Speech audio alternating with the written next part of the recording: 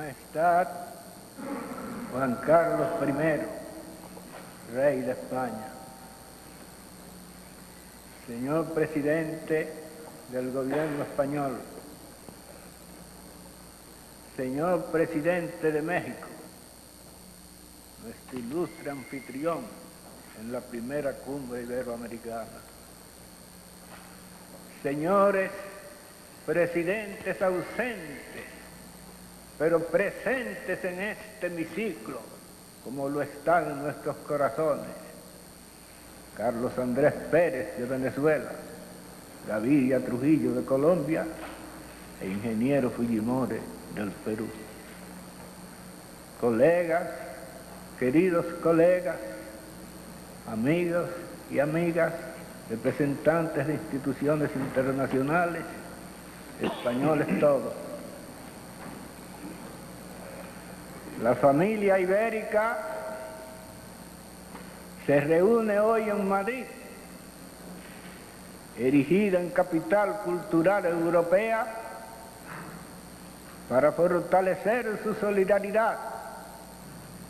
y para revisar las metas impuestas por su destino común a los pueblos de origen ibérico. Poca atención merece, a mi juicio, la tormenta declamatoria que se ha elevado en ambos continentes, el nuevo y el viejo, en torno a la supuesta inconveniencia del descubrimiento de América, ridículamente minimizada por quienes dejan de tomar en cuenta la importancia que tuvo aquel acontecimiento, no solo para un mejor conocimiento del cosmos, sino también para la extensión a un continente hasta entonces desconocido del poderoso acervo cultural de las grandes naciones occidentales. Se comienza en ese vano intento por reducir la importancia histórica del descubrimiento con empeñecer la imagen de Colón, con desfigurar la personalidad de aquel ser extraordinario, de quien se podría decir, como ha dicho Ortega y Gasset de Julio César, que ha sido una de las mayores fantasías de la historia. Ha sido Alejandro Humboldt quien con más énfasis ha reconocido y proclamado los méritos de Colón. Y esa opinión adquiere en este instante importancia singular por tratarse de un libre pensador, es decir, de un hombre del siglo XVIII, formado intelectualmente en la escuela de los enciclopedistas, de los que hicieron posible no solo la Revolución Francesa, sino también la implantación en todo el orbe civilizado de instituciones políticas y religiosas más liberales. Humboldt también ha destacado con énfasis el valor científico de las observaciones hechas por Colón y las han servido de base para la formación de una nueva física terrestre. Esas observaciones, como se sabe, versan sobre las variaciones magnéticas de tanta importancia para la astronomía náutica, sobre la inflexión de las líneas isotermas, sobre la configuración geográfica de algunas partes del continente, principalmente la de las Antillas, y sobre la relación que existe entre la expansión de los mares y la de los continentes. La importancia del descubrimiento de América aparece sintetizada en la frase del historiador López de Gómara, quien escribiendo con la naturalidad ingenua de los cronistas primitivos, ha afirmado que la cosa más grande después de la creación del mundo, sacando la encarnación y muerte de quien lo crió, ha sido el descubrimiento de Indias. Pero la importancia de un acontecimiento de esa naturaleza, con tanta incidencia sobre el futuro y sobre el presente de la humanidad, tenía que despertar como despertó envidias y recelos en otras naciones igualmente colonizadoras.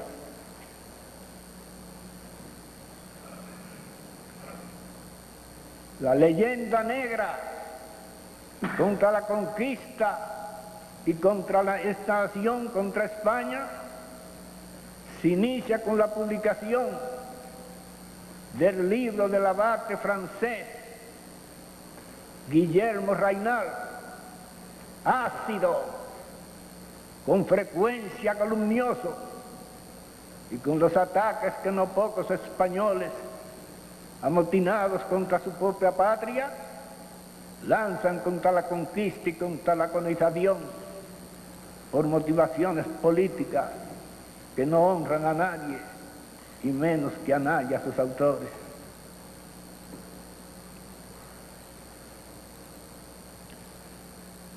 Aceptemos la validez de esas acusaciones. Convengamos en que en la conquista de América se unieron la crueldad y la codicia para convertir la más grandiosa de las epopeyas que hasta hoy conocemos en una especie de animal híbrido, mitad hombre y mitad caballo, como el centauro. En este caso, para convertirla en un proceso en que participan casi en las mismas proporciones el heroísmo y la barbarie. Pero yo me pregunto, ¿en qué acción bélica, en qué hecho de guerra, sea cual sea el siglo y sea cual sea la nación que lo realice, no se derrama sangre humana y no se violenta por fuerza, por necesidad, el orden natural de las cosas? Hoy mismo, a pesar de que nos hallamos apenas a unos cuantos pasos para la apertura del tercer milenio de la era cristiana, no hemos visto en el Medio Oriente, en pleno Golfo Pérsico, temblar la tierra bajo los cascos del caballo de Atila, y no hemos asistido varias décadas atrás en África del Sur con los Boers a la repetición del abominable espectáculo descrito por Tute Livio como las orcas caudinas. Pero fueron españoles, y españoles de pura cepa, los que mostraron mayor repugnancia ante esta serie de crímenes contra la humanidad. Fue la reina Isabel la Católica la primera que se preguntó a sí mismo y preguntó a sus asesores eclesiásticos si tenía o no la facultad de coartar los derechos de los indios, si podía o no imponer a los aborígenes del continente americano una voluntad extraña. Es decir, fueron los propios dirigentes y los propios conductores de aquella sociedad de teólogos y de soldados los que se plantearon como una crisis de conciencia el problema de la legitimidad o de la ilegitimidad de la conquista, el camino a seguir, en una palabra, ante las nuevas situaciones que la presencia de España debía necesariamente promover en las tierras recién descubiertas. Para apreciar en toda su magnitud la moralidad y la nobleza de esa actitud, hay que tener presente que todo esto sucede en los principios del siglo, en las postrimerías del siglo XV y en los finales de la siguiente. En esos momentos, España era la nación más poderosa del mundo. Cualquier ciudadano español podía entonces empinarse, por ejemplo, sobre una de las cimas de los Pirineos, para contemplar imaginativamente desde allí, sobre toda la extensión de la tierra, las lanzas victoriosas de un imperio en cuyos dominios no se ponía el sol.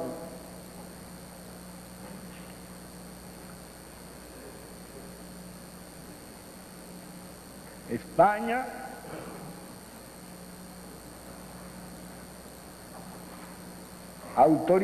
debe haber autorizado naturalmente excesos durante la conquista,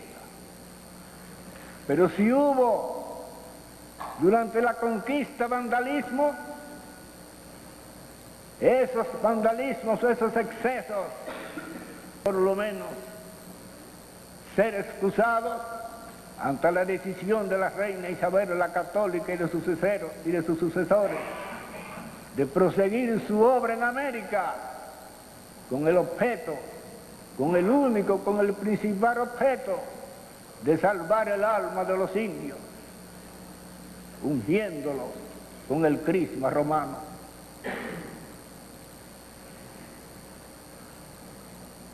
España, en esa ocasión como en muchas otras, procedió, según la conocida expresión de Shakespeare, como Dios que hiere para salvar a lo que más ama, a sus propias criaturas, y obró como la espada de Aquiles, que según el verso homérico curaba las heridas. El defensor de los indios, el abogado de los aborígenes de América, no fue Erasmo, ni fue Lutero, ni fue ninguno de sus secuaces. Fue, por el contrario, un humilde fraile que surgió de la nada para adquirir de repente celebridad mundial por los gritos que lanzó desde el púlpito para pedir un trato más justo para los indios, por la pasión convertida en cólera sagrada, con que denunció las demasías de la conquista, y con la vehemencia con que sentó en el banquillo de los acusados a su propia patria, con el pretexto de poner sobre ella la majestad de la justicia. He mencionado,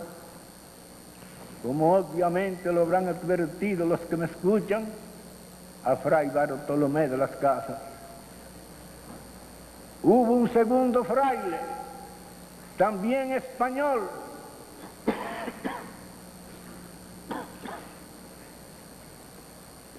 de genio menos violento,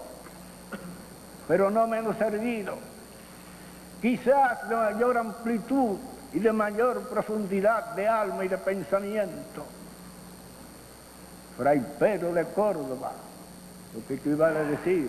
también Montesino, que fue el primero en declarar que los indios eran seres humanos y que sus derechos inmanentes procedían de Dios y eran por consiguiente anteriores y superiores a toda ley escrita. Hubo un tercer fraile igualmente español, Francisco de Vitoria, creador prácticamente del derecho internacional público, tal como esa disciplina se concibe y se practica en nuestros tiempos, quien en sus relaciones levantó el primer y el más alto monumento que se haya erigido jamás en honor de la causa de la paz y la justicia universal, en honor de la convivencia pacífica y civilizada que todavía hoy patrocina precariamente en los foros de las Naciones Unidas.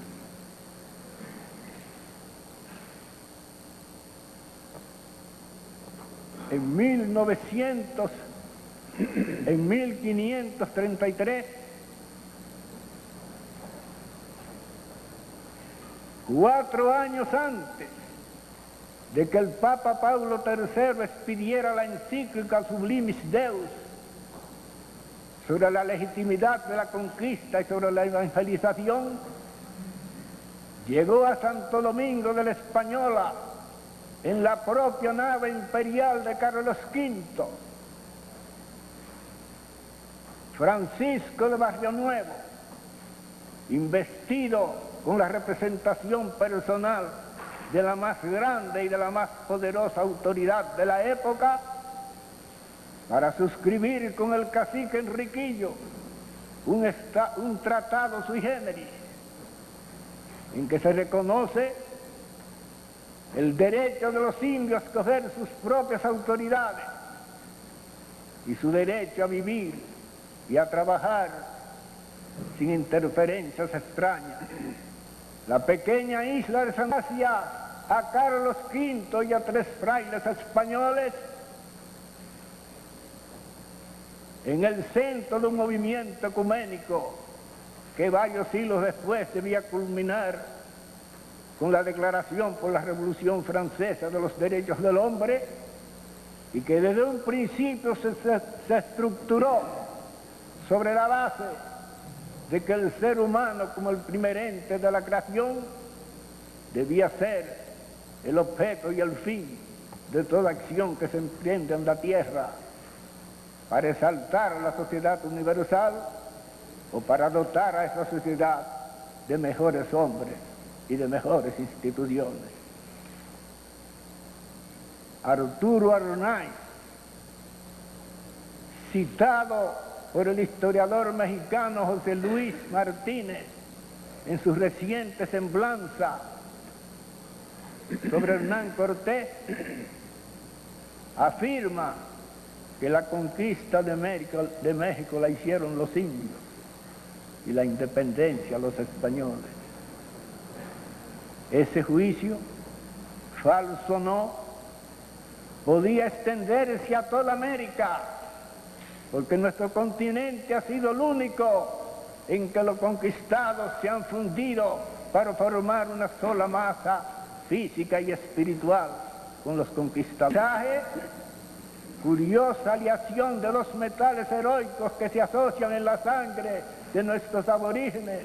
y en la de los descendientes que llegaron con Colón hasta aquel otro lado del Atlántico. Quizás no sea la raza cósmica descrita en su fascinante retórica por el maestro José Vasconcelos, pero sí es con seguridad y sin reservas la fusión de 2 culturas, o si se quiere, de 2 civilizaciones. Los recién llegados no se mezclan, sino que se funden con los naturales, para que el genio de Lope de Vega, de Cervantes, de Góngora, de Alfonso el Sabio o de San Isidoro de Sevilla resurja con pujanza masónica varios siglos después en las leyendas épicas del Inca Garcilaso y en las melodías de Sor Juana Inés de la Cruz.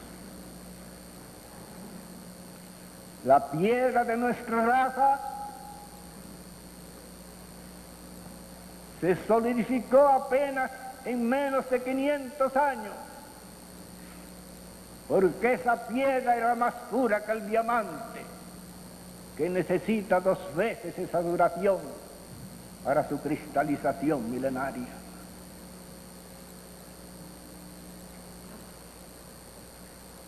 En Sevilla sede del más importante de los certámenes con que será conmemorado el descubrimiento de América, el 5º centenario del descubrimiento, el director de la Real Academia Española, el ilustre intelectual don Fernando Lázaro Correter, ha dicho que la mayor fuerza entre España y los países americanos